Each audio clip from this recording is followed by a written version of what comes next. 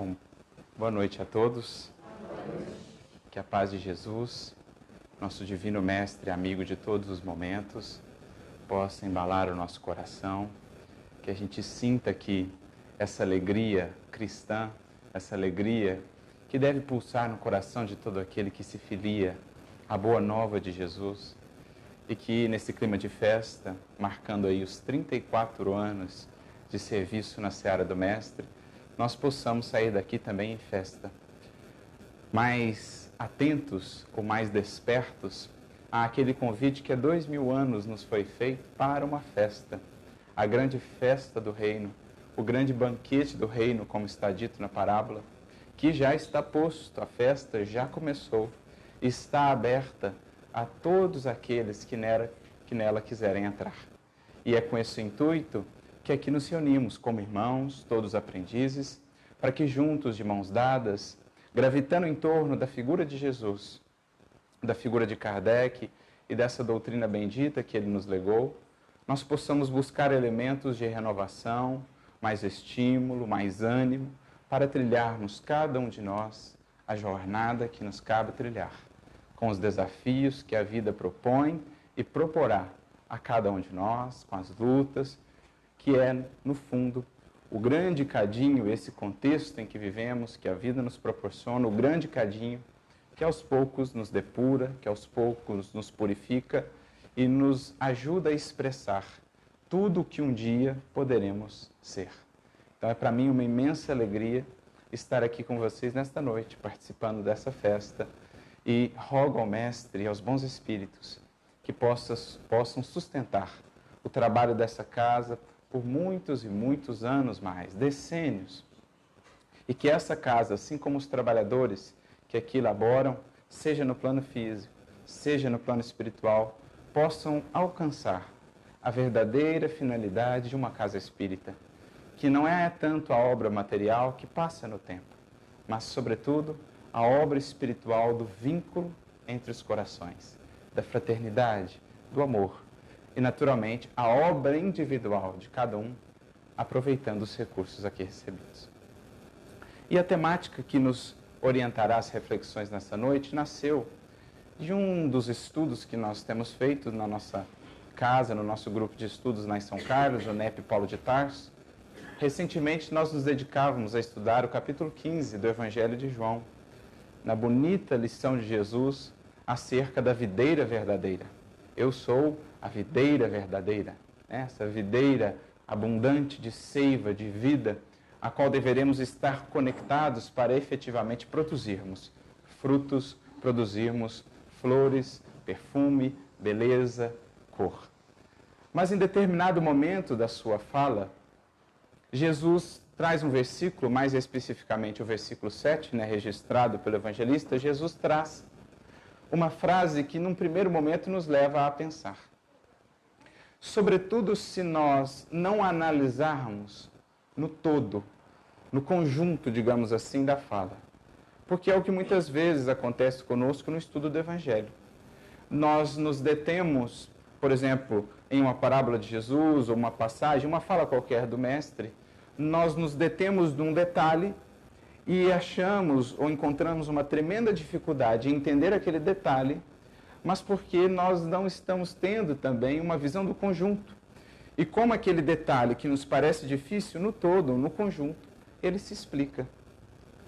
Acontece muito isso, por exemplo, quando nós, ao ler uma parábola de Jesus, nós não raciocinamos ou não analisamos tanto em que contexto ela foi contada, quando, em que momento do Evangelho, em resposta a quê?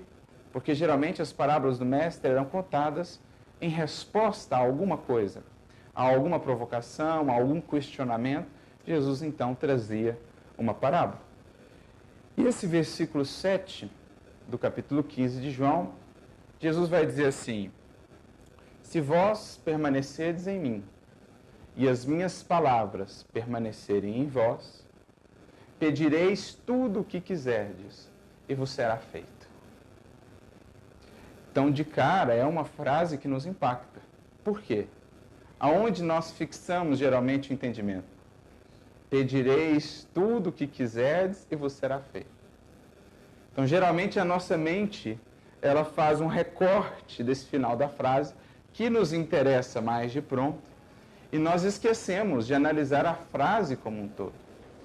Mas aí, justamente, está o convite do estudo, da reflexão, sobretudo no caso do Evangelho, explicado pela doutrina espírita, que nos trazendo chaves importantíssimas de entendimento, né? Nos ensinando quanto às leis espirituais que regem a vida, espírito, matéria, mediunidade, reencarnação, interação com o mundo espiritual, pluralidade dos mundos habitados, hierarquia espiritual ou escala espírita, enfim, conceitos todos estes que são chaves de entendimento, que nos ajudam a abrir aqueles tesouros ocultos das lições de Jesus.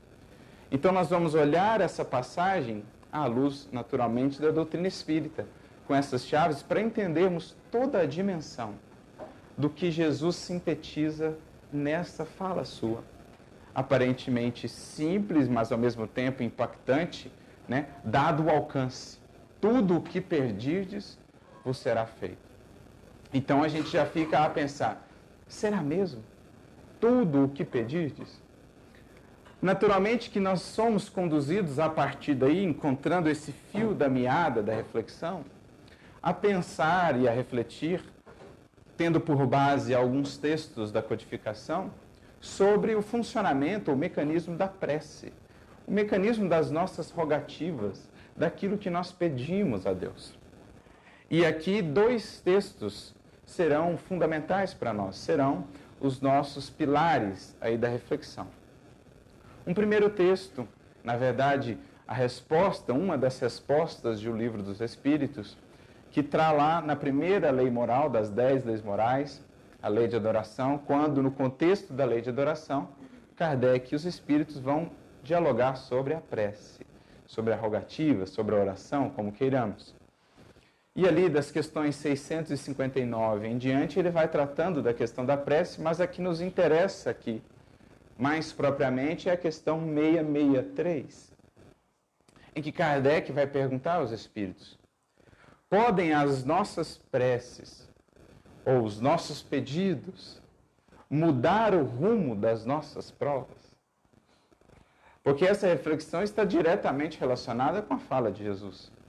Se o Mestre disse, tudo o que pedirdes vos será feito, será então que se eu pedir que determinada prova se afaste, que determinada circunstância se altere, se eu pedir com muito fervor, se eu pedir com muita entrega, aquilo necessariamente vai se operar, vai acontecer? Ou será que as coisas não são bem assim? Então esse é um primeiro texto norteador, né, e a gente vai ver a riqueza da resposta dos Espíritos, como eles vão trabalhar alguns conceitos muito importantes nessa nossa relação com o alto, com a providência divina, né, esse conceito que no Espiritismo é tão bonito, porque nos diz justamente que Deus não é um ser distante da criação, não é um ser indiferente à criação e à vida, às lutas dos seus filhos na criação. Ele provê, ele prevê, né? Ele prevê e ele provê, ou seja, ele se importa, ele atua, ele é presente. Não é simplesmente uma máquina que estabeleceu todo o mecanismo e então deixa o programa rodar.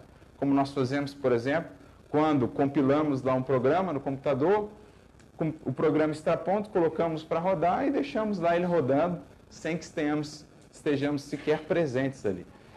No caso de Deus, com esse conceito da providência, que é de maneira tão bela trabalhada por Kardec também no livro A Gênese, lá no capítulo 2, com esse conceito nós vemos um Criador presente, um Criador atuante. Portanto, os nossos rogos, os nossos pedidos não ficam aí ao léu, não ficam aí sem serem ouvidos, sem serem analisados.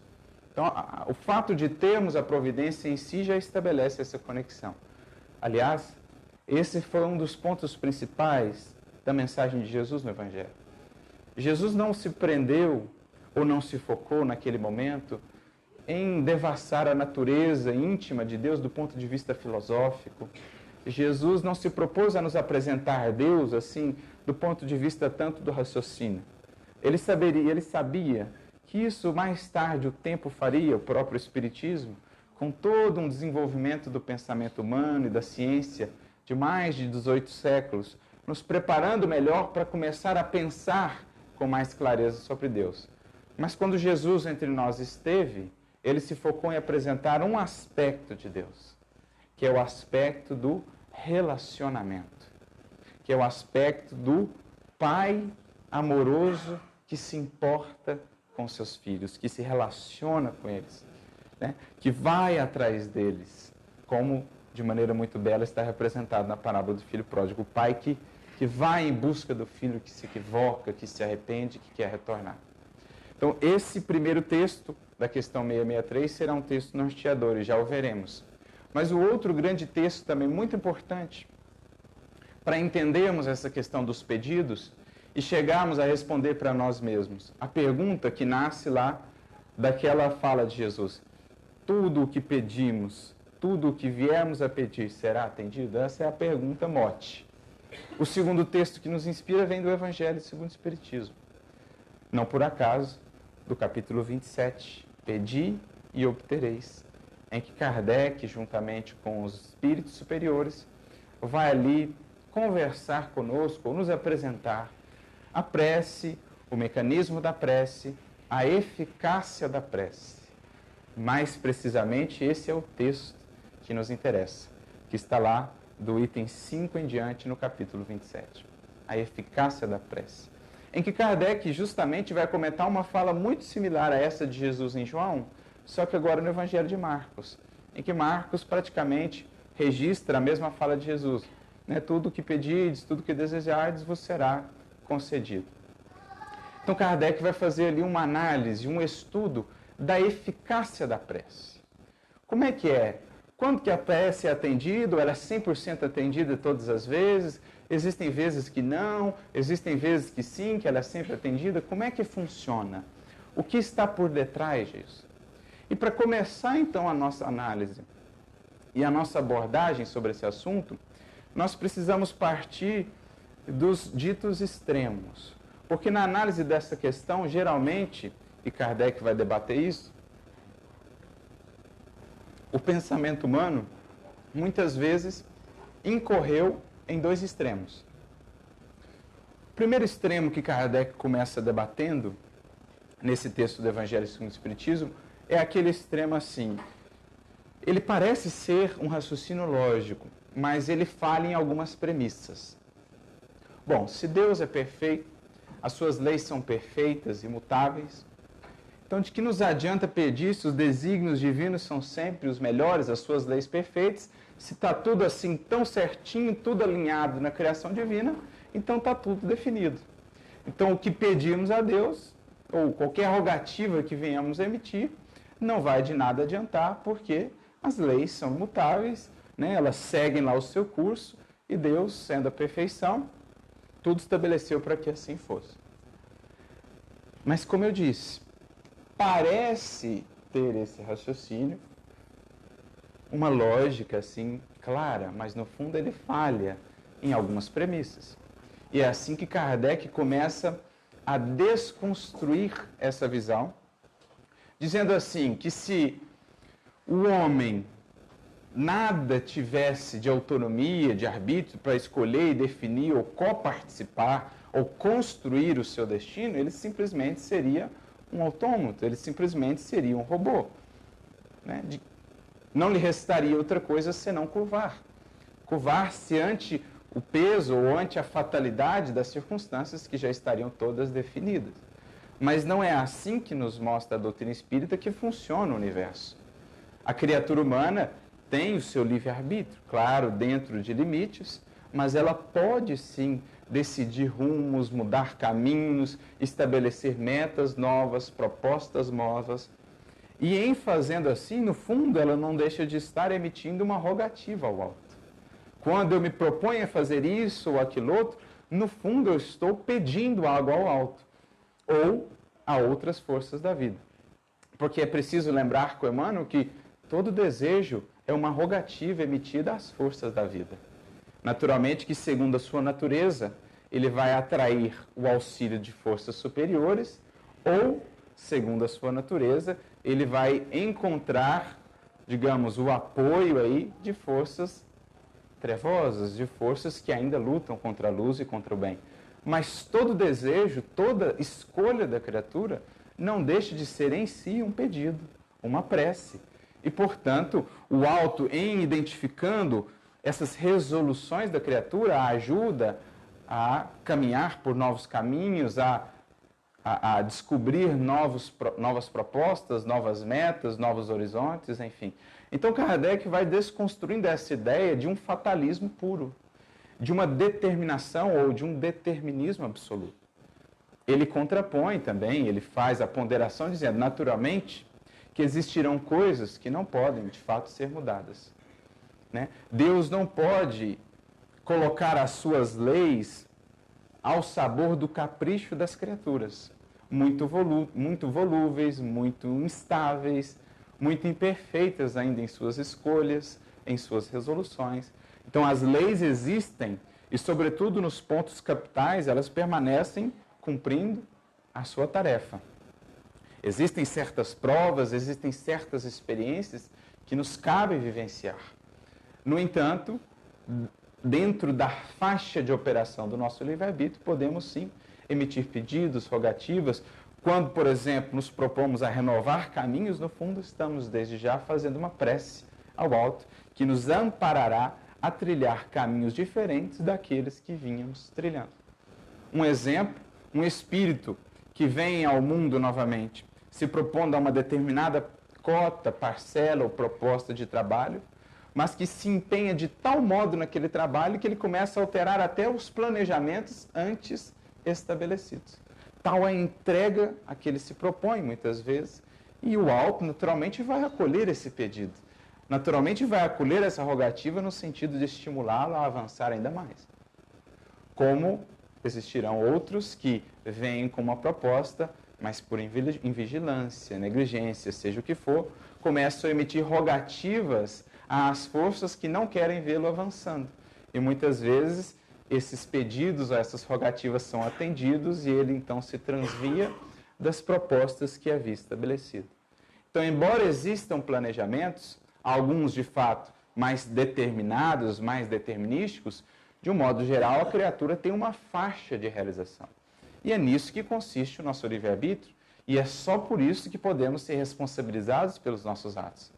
Porque se nada tivéssemos a escolher ou a definir, não poderíamos ser responsabilizados pelo mal que fizéssemos, nem tampouco, digamos, receber o prêmio, o quinhão do bem que tivéssemos feito, porque seríamos simplesmente robôs.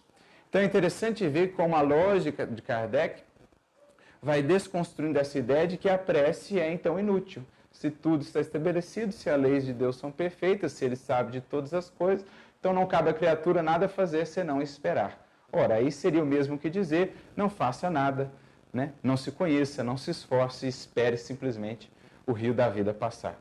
É o que Kardec diz, Deus não deu à criatura inteligência e razão para não se utilizar delas. Não lhe deu a vontade para não querer, nem tampouco a atividade para permanecer inativa. Então esse é o primeiro extremo, né, em que nós poderíamos incorrer. A nulidade da prece. Então Deus não atende nada, nenhum pedido nosso, então não adianta pedir. Qual o outro extremo? É justamente aquele sobre o qual Jesus fala, e se a gente entender literalmente, a gente incorre nesse erro. Tudo que a gente pede será atendido. E aí Kardec vai ponderar, tanto no texto do Evangelho segundo o Espiritismo, como também lá no Livro dos Espíritos, que existem certas provas que precisam seguir o seu curso. Primeiro, que Deus não pode deixar as suas leis, as circunstâncias da vida, ao sabor da volubilidade, da fragilidade, da ignorância dos seus filhos, que muitas vezes não sabem sequer o que pedem, para que pedem, não sabem sequer o proveito daquilo que pedem. Não sabem, muitas vezes, não sabemos nós, o que pedimos. Jesus mesmo chega a dizer no Evangelho, não sabeis o que pedis. Até agora nada pedis em meu nome. No dia que pedires algo efetivamente em meu nome, vos será concedido. Então Kardec vai pontuando lá na questão 663 do Livro dos Espíritos que existem certas coisas que realmente não poderão ser atendidas, digamos assim, pelo alto. Até mesmo porque muito daquilo que a gente pede, por exemplo, o afastamento de uma prova, de uma circunstância, disso ou de aquilo outro, julgamos ser para nós um bem, quando na verdade, se olhado mais de cima ou mais a longo prazo, na verdade seria um grande mal. Como, em oposição, muito daquilo que consideramos um grande mal, dizem os espíritos, na questão 663, em geral, na ordem mais geral das coisas, é um grande bem. Como diz André Luiz no livro Sinal Verde, geralmente o mal é o bem mal interpretado. Muitas vezes em nossa vida, o mal nada mais é do que o bem mal interpretado, né? A longo prazo. Quantas provas, por exemplo, uma enfermidade, às vezes, de mais longo curso, que pediríamos ao Senhor que nos afastasse logo dela, daquela experiência, mas não nos lembramos ou não percebemos, não atinamos que talvez estamos ali vivenciando um processo com o qual nos comprometemos no mundo espiritual, o qual rogamos muitas vezes no mundo espiritual, que tem uma finalidade importantíssima, por exemplo, de depuração dos desequilíbrios acumulados em nosso perispírito, seja por algum motivo, algum desatino no passado. Então é preciso olhar mais além para perceber que muitos dos nossos pedidos, na verdade, são pedidos lançados às escuras, porque não sabemos se aquilo efetivamente é o melhor. Por isso, Kardec e os Espíritos vão dizer que o melhor, o mais adequado, e a prece, essa sim, com 100% de eficiência, é aquela que não pede mudança de cenários, de circunstâncias, mas que solicita antes sabedoria, coragem, paciência e resignação para entender o que a circunstância, o que a experiência tem a nos ensinar. Por quê? Quando ela tiver de passar, quando ela tiver cumprido a sua finalidade, naturalmente as forças da vida modificarão o contexto e o cenário. Não precisaríamos sequer pedir para isso. E aí vamos entendendo que, na verdade, a prece, o grande pedido sobre o qual Jesus talvez está falando ali, é aquela prece, e por isso a primeira parte da frase, se estiverdes em mim e as minhas palavras em vós, é aquela prece que, com mais consciência, voltados ao esforço e à transformação, é aquela prece que não se preocupa em definir as circunstâncias da vida, que não podemos abarcar da nossa pequenez, mas antes que pede ou que clama, que roga ao alto, forças, sabedoria, discernimento para lidar com as circunstâncias que a vida traz, que a vida propõe. Então, o Criador, a nosso próprio benefício, portanto, muitas vezes não vai atender às nossas rogativas. Porque é simples isso. Nós, quem é pai ou mãe, nós atenderíamos a todos os pedidos de nossos filhos? Imagine só, faça um raciocínio. Se você até hoje tivesse atendido todos os pedidos do seu filho, como ele estaria? Ele estaria indo na escola? Ele teria tomado vacina? Ele estaria comendo bem? Estaria dormindo adequadamente? Estaria estudando? Então, se nós, imperfeitos, já temos esse discernimento que, por vezes, o não é a melhor resposta, que dirá o Criador, no seu olhar que abarca a eternidade, que abarca a necessidade mais profunda e mais íntima de cada filho seu.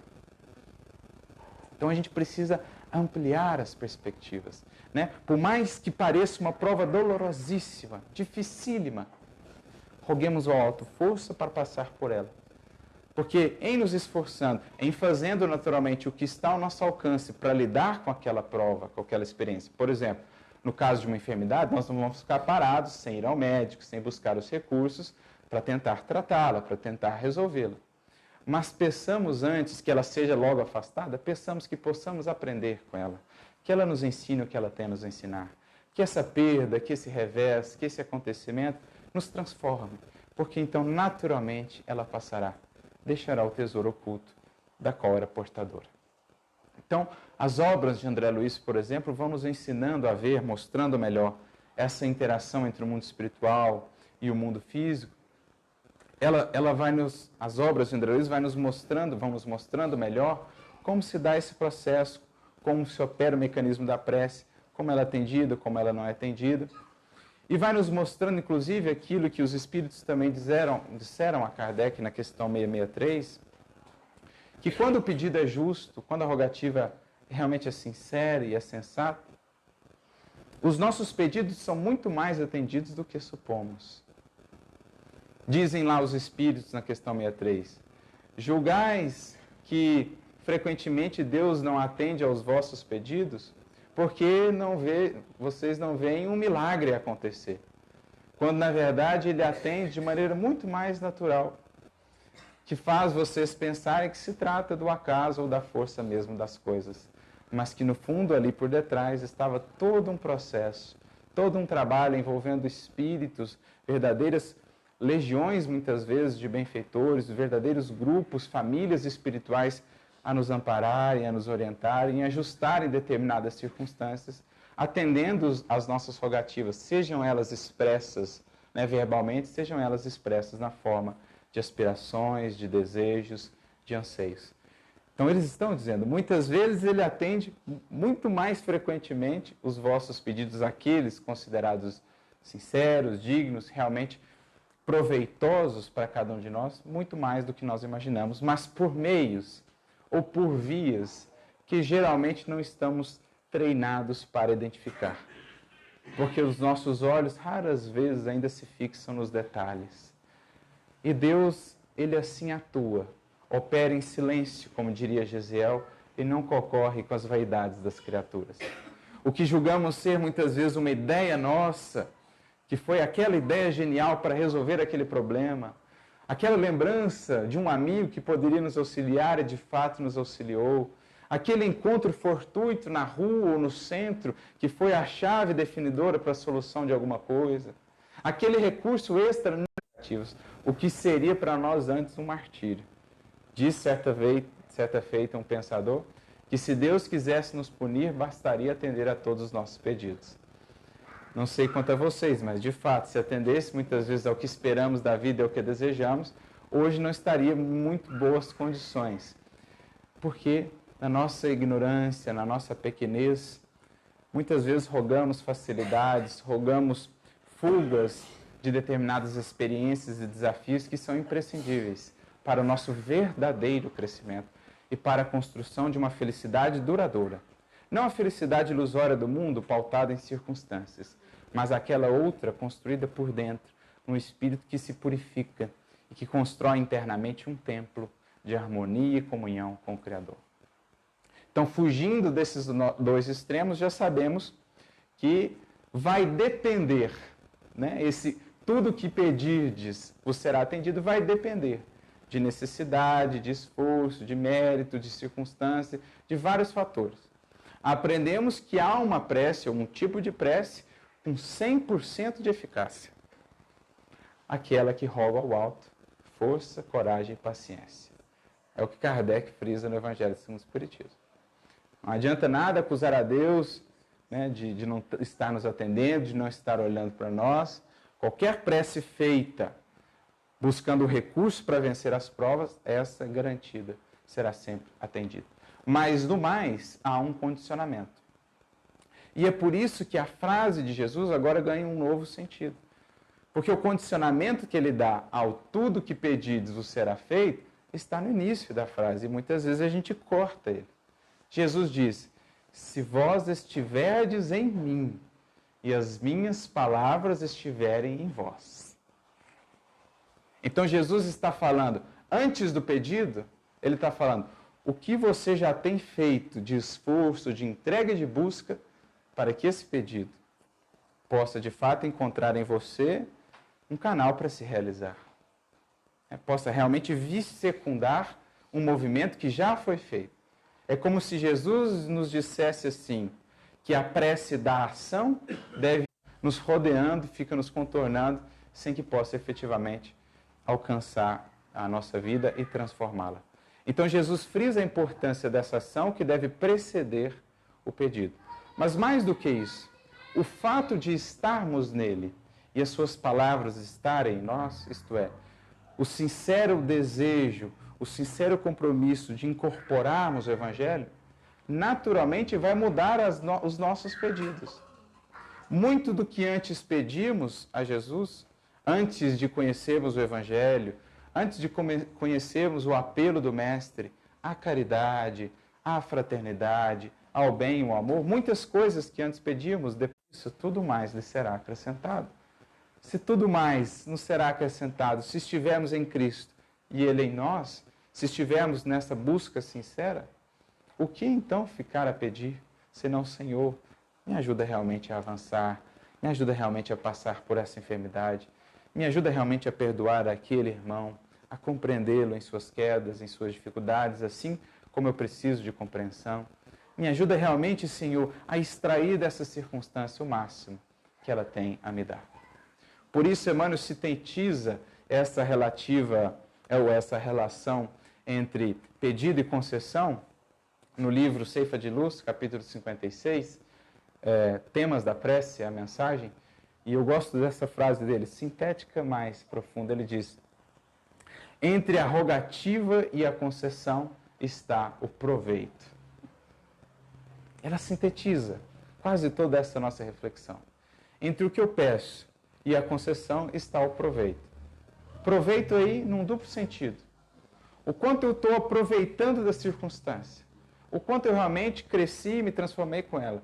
Se não ainda aprendi nada com ela, o alto vai deixar ela seguir por mais um tempo, até que ela atinja a sua finalidade. Aquela dor, aquela dificuldade, aquele dever, aquele trabalho. Mas proveito também no outro sentido. Qual o proveito daquilo para mim? Desse pedido para mim? É algo que me projeta para o alto? É algo que me leva a novos patamares de vivência, de experiência da lei divina?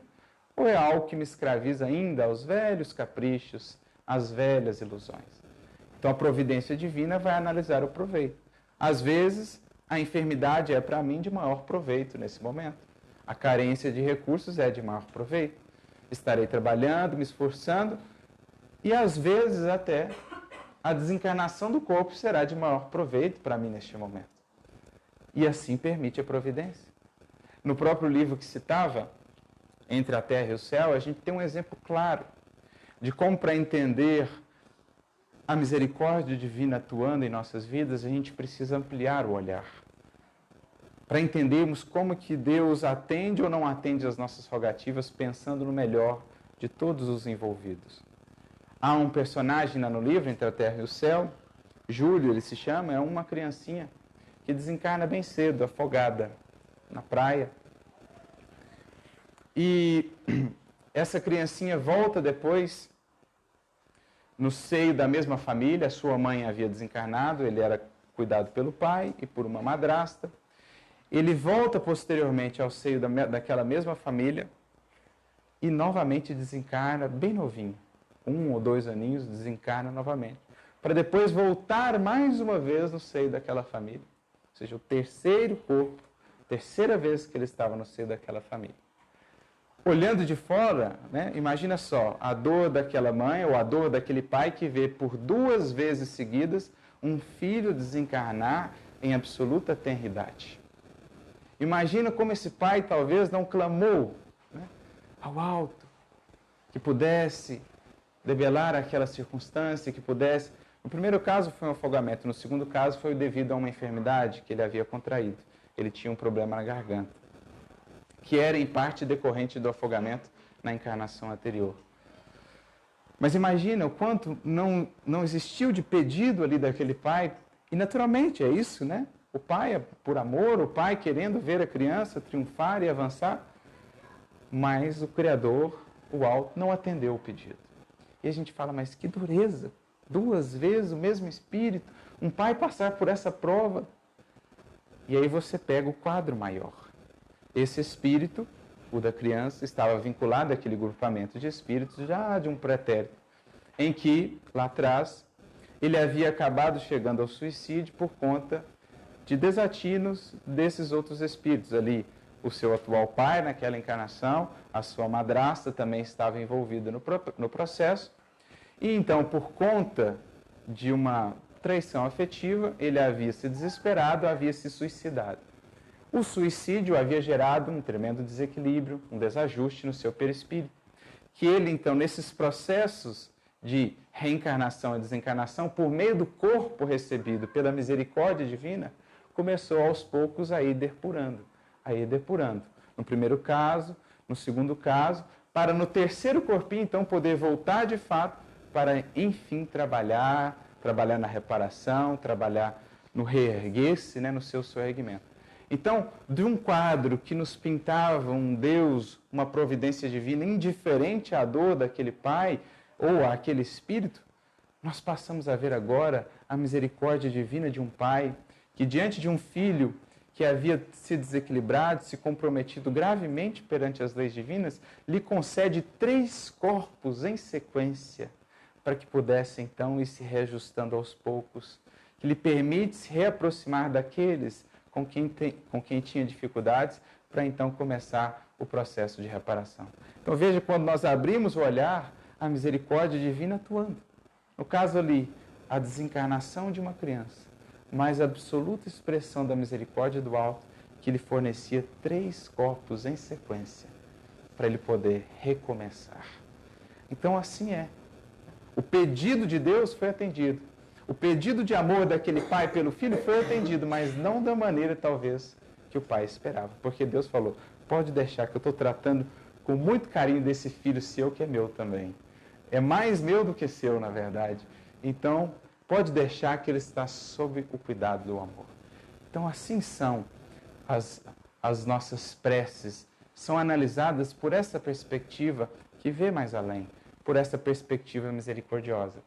E quando estamos em Jesus, passamos a enxergar assim, a enxergar muitas vezes no mal um grande bem, a modificar o que realmente julgamos ser necessidade.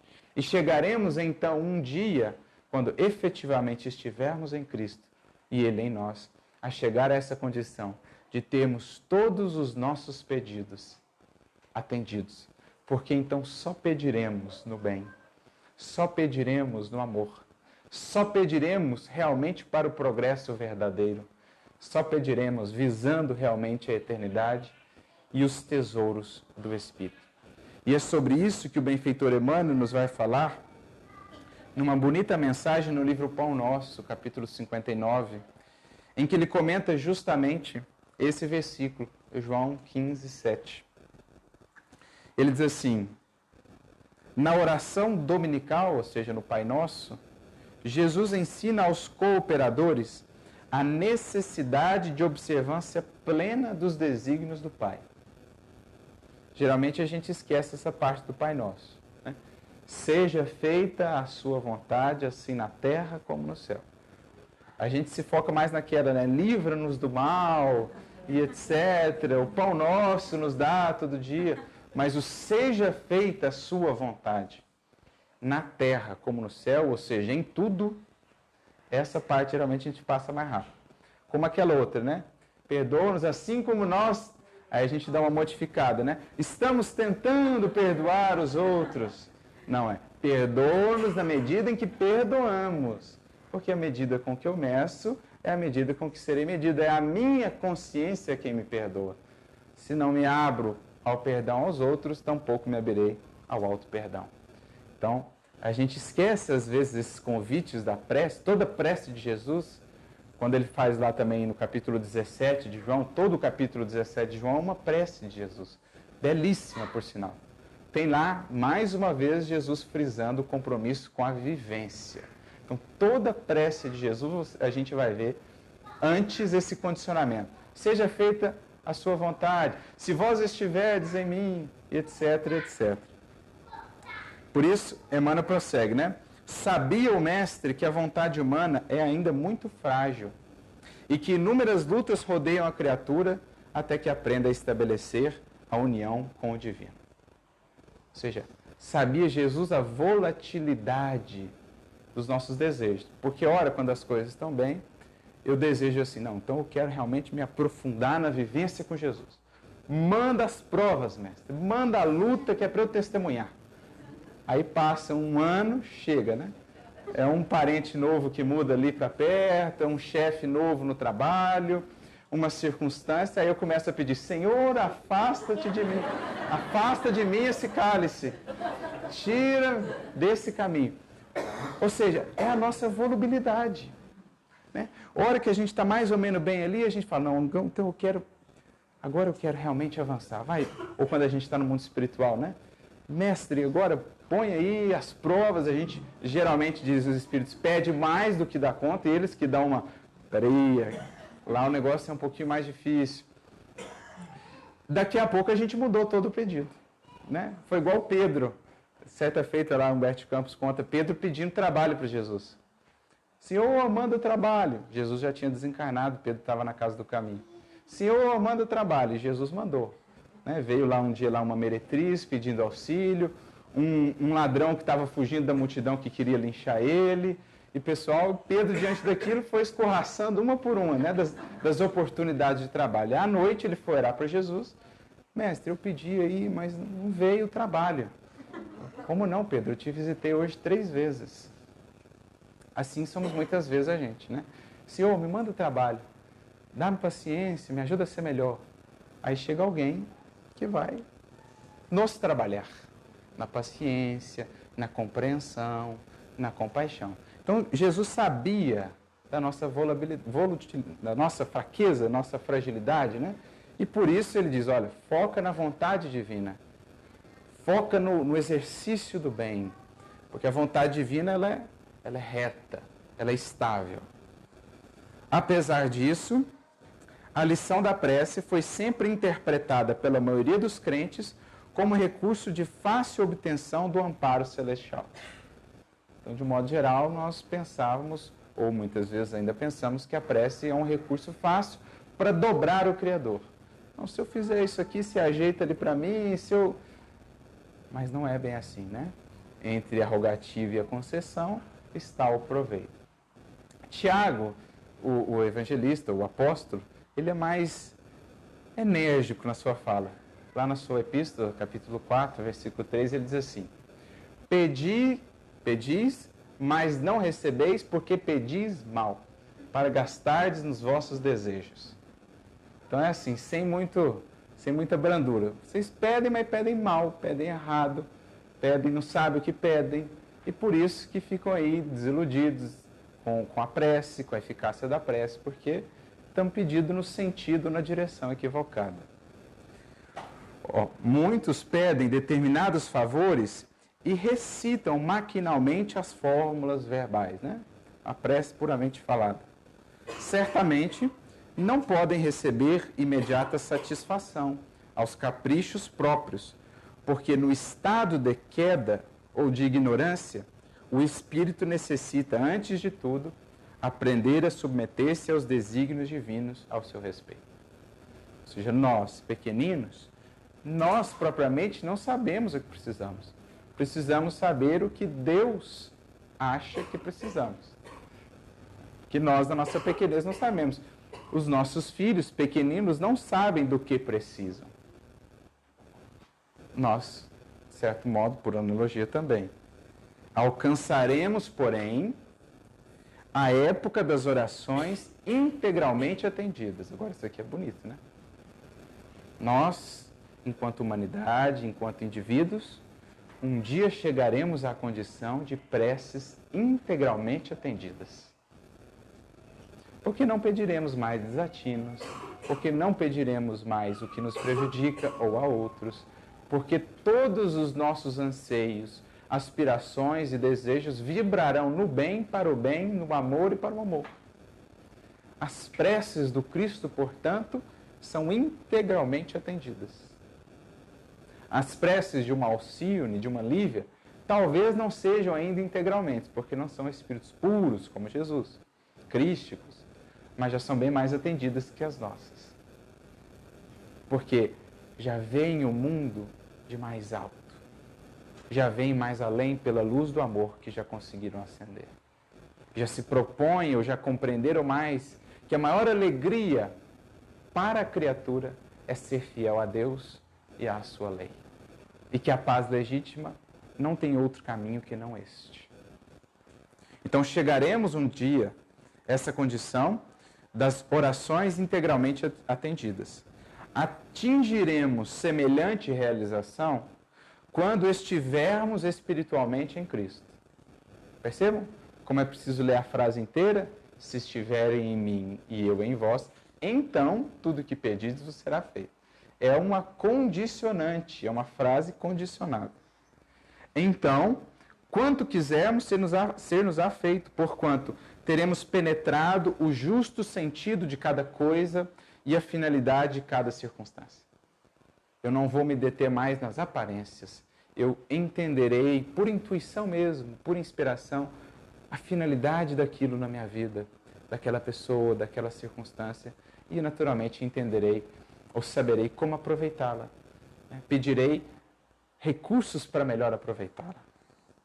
Estaremos habilitados a querer e a pedir em Jesus, e a vida se nos apresentará em suas verdadeiras características de infinito, eternidade, renovação e beleza. Na condição de encarnados ou desencarnados, ainda estamos caminhando para o Mestre, a fim de que possamos experimentar a união gloriosa com o seu amor. Até lá, trabalhemos e vigiemos para compreender a vontade divina. Então, estamos ainda caminhando, a cada dia mais fincando raízes no Cristo. A cada dia mais, pensando no contexto inteiro de onde essa fala de Jesus foi inserida, lá o contexto da videira, Jesus, em determinado momento, dirá: longe desta videira, longe de mim, nada de fato podeis produzir. Então, quanto mais nos vincularmos, de fato, a essas raízes de vida, de luz, de inspiração que é Jesus, mais a nossa vida, de fato, produzirá. Mais os nossos anseios, as nossas rogativas à vida encontrarão o apoio do alto e serão pelo alto secundadas, a fim de se convertam de sementes que eram em frutos. E menos incorreremos naquele outro lado da rogativa, aquela ainda voltada ao mal, ou aquilo que se opõe ainda ao bem, que o benfeitor Clarencio vai definir lá no livro Entre a Terra e o Céu, a invocação que muitas vezes fazemos. Quando anseio, quando projeto, por exemplo, um ato desequilibrado ou prejudicar alguém, estou fazendo uma invocação que segue o mesmo princípio da prece, mas que se vincula a outros tipos de força. Em vibrando, em estando no bem, estaremos naturalmente associados àqueles que também no bem vibram. Então aí está o grande compromisso que o Espiritismo, o Evangelho nos apresentarão. Essencialmente, primordialmente, o de buscar a Jesus, o de buscar fincar as raízes de nossa vida no Cristo, porque então tudo mais em nossa vida haverá de fluir. Na síntese tão bela que Jesus faz no Sermão do Monte, buscando o reino e a sua justiça, ou seja, pela justiça do reino entendamos a lei divina, a nossa vida naturalmente, sem que tenhamos que expressar o pedido, porque ele já está sendo expresso no esforço, vai entrando nos eixos. As coisas vão acontecendo, os recursos vão aparecendo, os problemas, por vezes, parecerão aumentar, parecerão se tornar mais difíceis, mas justamente porque atendem a uma necessidade, a de nos fazer crescer justamente agora que estamos mais conscientes. Que em Jesus possamos nos elevar em pensamento, em sintonia, em sentimento e contemplar a vida para além da pequenez, da estreiteza da experiência material. Que não nos foquemos no anverso da página das experiências que nos aparecem, mas que consigamos ler além no verso, onde muitas vezes estão escondidos os mais belos poemas. Assim é que Deus e Jesus vão nos propondo esses recursos de crescimento e que nós tenhamos olhos para vê-los. Que o nosso pedido diante da vida seja muito similar àquele pedido sintético, mas que define basicamente o que precisamos pedir, que vemos lá no cego de Jericó, que diante de Jesus e da pergunta do mestre que lhe diz: que queres que eu te faça? Ele então apenas diz: Senhor, que eu veja. Porque o que preciso, o que é recurso de crescimento, aí já está, que eu possa simplesmente enxergar e aproveitar e seguir adiante. Que o Mestre, portanto, nos abençoe a todos e que sigamos até lá, como é o título da mensagem, à condição, um dia, das preces, das rogativas integralmente atendidas em Jesus. Que Ele nos abençoe a todos. Muita paz.